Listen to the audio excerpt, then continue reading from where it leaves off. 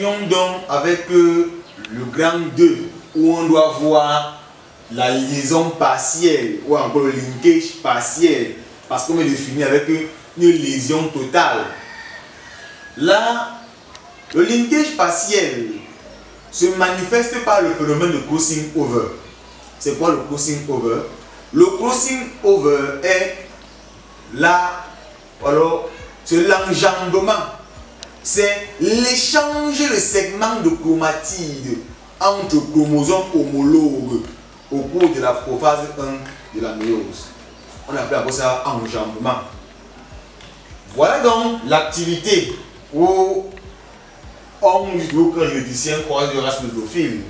Une d'odophile à corps ébène et aux ailes vestigiales avec une autre race à corps gris et aux ailes longues. Obtient la F1.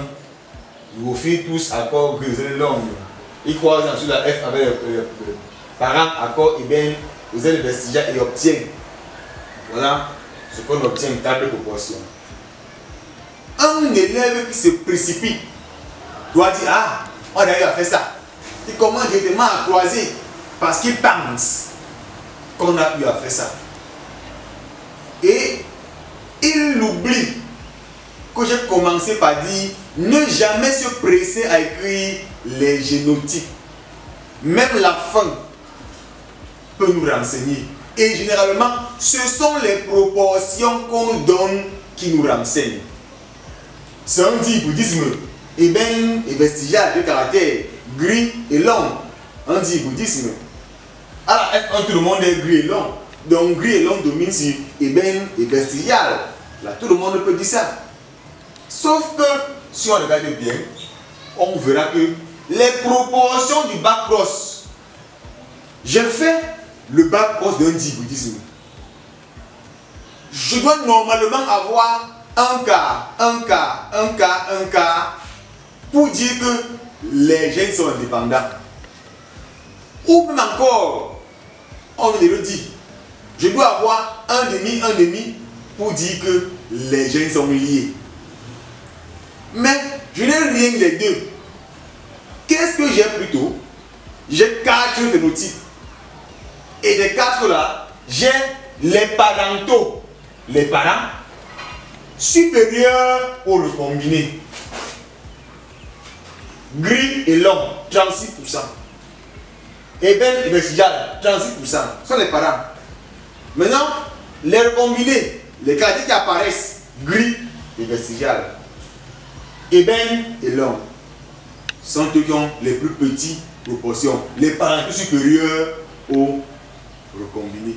Dès que je vois dans mon croisement les parentaux supérieurs au recombiné dans un bac cross, je conclus donc qu'il y a un phénomène de crossing over. Par conséquent, les gènes sont partiellement liés.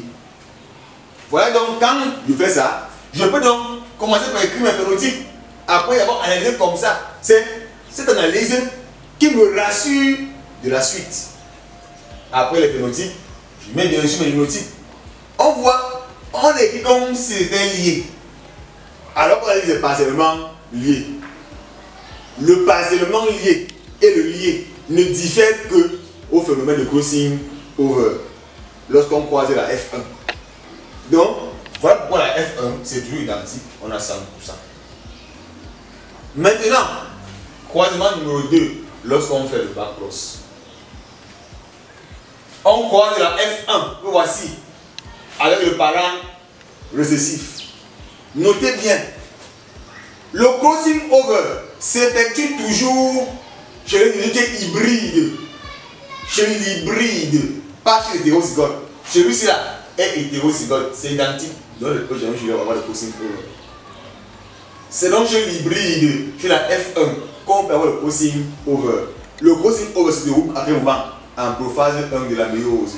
En prophase, il y a échange de segments de chromatide. Et on sait qu'en prophase, il y a appariement des chromosomes homologues. Voilà donc les chromosomes homologues qui s'apparient. Les voilà, ils sont appariés. Ils sont côte à côte. Il peut y avoir donc, entre les deux, c'est là, l'échange de segments de chromatide. Comment est-ce qu'on fait mon crossing over? Voici ma F1, je vais jouer mes gamètes. Je recopie les deux. Celui-ci, le voici ici.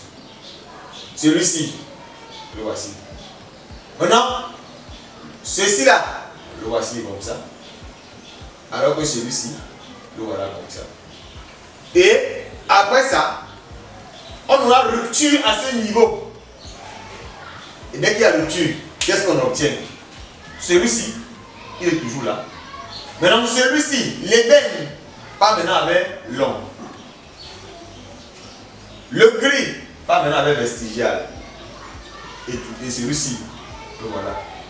À la fin de l'hypothèse over, voilà mes 4 gamètes que j'obtiens. Voilà mes 4 gamètes qui vont donner la F1. Pour je croise avec le gamète de celui-ci. Je fais dans mon crossing over.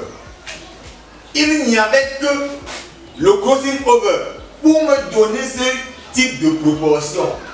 Pour me donner 4 phénotypes dans lesquels les parents sont supérieurs ou recombinés. Lors d'un croisement, lorsqu'on a fait un dihybridisme, si je fais un dihybridisme, j'obtiens les proportions d'un monohybridisme. Je conclus que les gènes sont liés.